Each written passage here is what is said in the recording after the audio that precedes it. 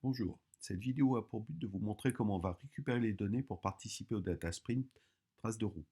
Pour cela, vous allez sur le site juledoum.canoprof.fr et vous allez descendre dans Préparer les données et cliquer sur le lien correspondant sur datagouv.fr.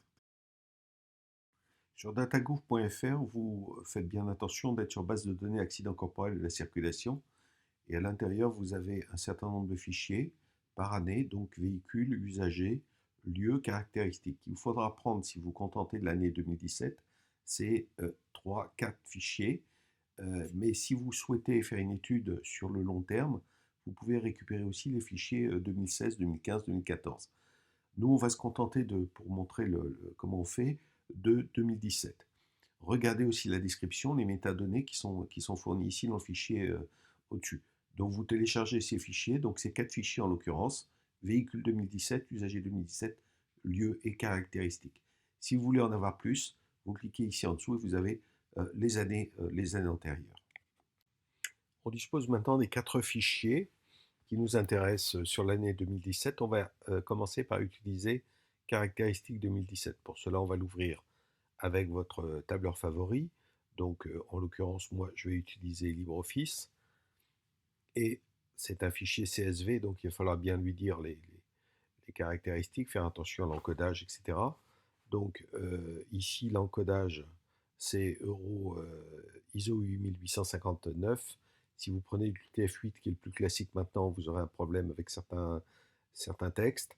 Le séparateur, c'est la virgule. On est bien dans un fichier CSV, donc on y va.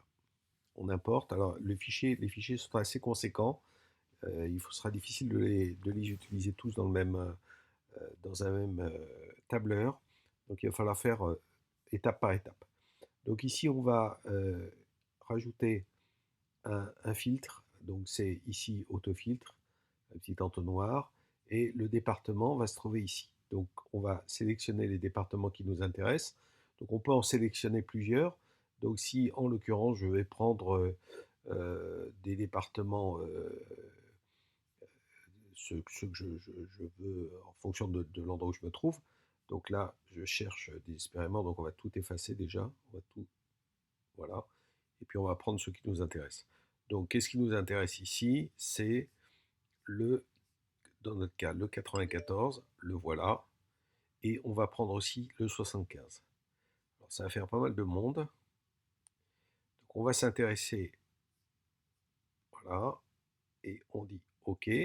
Donc les autres départements ont disparu et on se retrouve bien qu'avec le 94, vous voyez ici, 94 et le 75. Donc on a fait une première sélection et on va plus s'intéresser aux autres, hein. Il y a quand même, vous voyez, beaucoup de monde, hein, sur le 94 et le 75. Donc une fois qu'on a fait cette sélection de nos départements que l'on souhaite étudier, on va copier euh, ce qui nous reste. On va faire un CTRL-C, on va créer une nouvelle feuille de calcul et on va copier. Comme ça, on ne sera pas embêté par la suite, hein, on aurait pu faire autrement, mais là... Alors là, on a un petit souci sur cette colonne, puisque c'est un numéro d'identifiant de ce qui s'est produit. Donc il faut changer le format.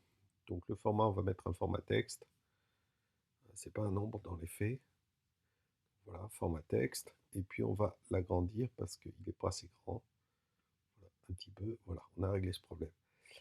Donc maintenant, qu'est-ce qu'on a? Quelle est la problématique? La problématique, c'est qu'on a ici les références, et ces références, on va utiliser les 3 autres fichiers. Sauf que dans les 3 autres fichiers, on n'a pas les départements, on a juste la référence. Donc il va falloir aller sélectionner dans les 3 autres fichiers en faisant un par un, et rechercher cette référence-là, et conserver que cette référence-là. Donc toute la difficulté va être là, c'est ce qu'on va faire tout de suite. Donc dans notre tableur maintenant, hein, j'ai renommé ici caractéristiques, j'ai supprimé la feuille d'origine. Je vais insérer une nouvelle feuille. Donc je clique ici et je fais insérer donc un des fichiers. Il y en a 3 à traiter. Donc on va parcourir et on va aller chercher lieu. On vérifie les encodages, etc. Et on importe.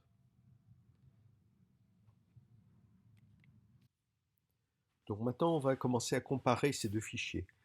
Donc on va aller dans le fichier lieu dans un premier temps. On va ajouter en l'occurrence insérer une colonne à gauche, et on va l'appeler num acc geo. Et qu'est-ce qu'on va faire dans ces colonnes? On va aller chercher dans caractéristiques cette colonne, on va la copier, on revient dans lieu, on la colle ici. Alors je vais avoir un problème de... c'est pas très grave.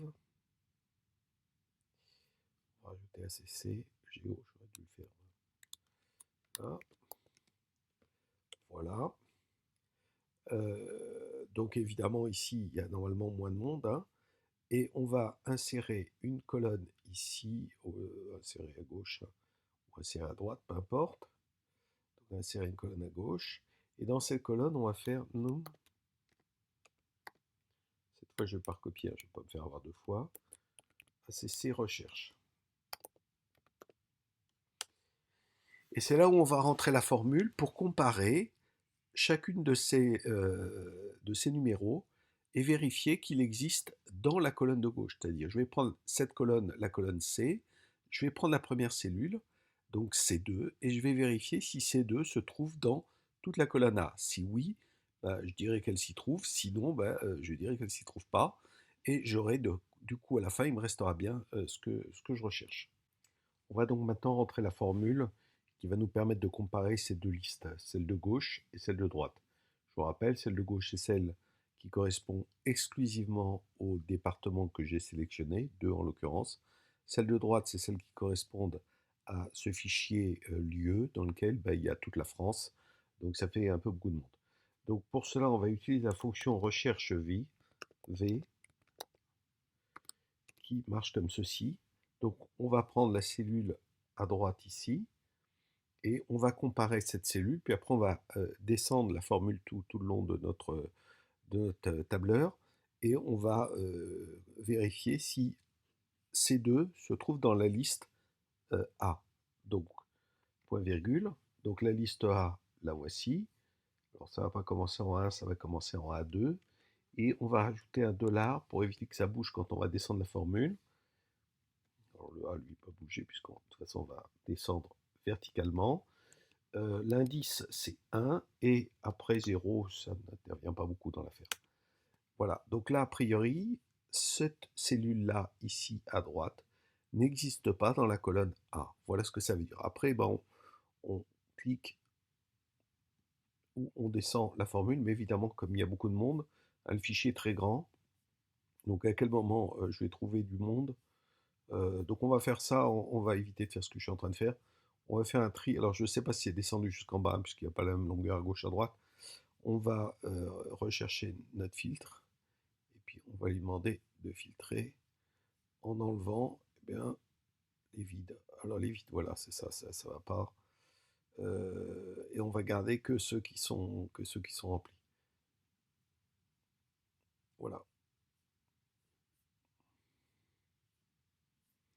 Donc ici, on n'a plus grand monde en fait, hein. Vous voyez que le fichier s'est terriblement réduit. On a donc les gens qui se retrouvent dans le lieu, les accidents correspondant à ce que je recherchais, on n'en a que cette liste sur les deux départements qui nous intéressent. Alors, il faut faire attention, hein, quand tout à l'heure j'ai cliqué en me plaçant en bas à droite, et je clique deux fois sur ce coin là, et ça descend automatiquement la formule, mais ça s'est arrêté tout à l'heure à la dernière, c'est-à-dire ça a pris la colonne la plus basse, la moins basse, pardon, et donc ça s'était arrêté à 8670. Donc je suis revenu ici, et j'ai recliqué une deuxième fois pour avoir l'ensemble pour que ça descende jusqu'en bas de la colonne C, et pas uniquement jusqu'en bas de la colonne A. Bon, c'est un petit détail, hein, mais j'en aurais perdu quelques-uns sinon. Donc je remets mon filtre ici, et puis je resélectionne. Alors je ne devrais plus avoir de vide du coup, hein, ce que j'avais tout à l'heure.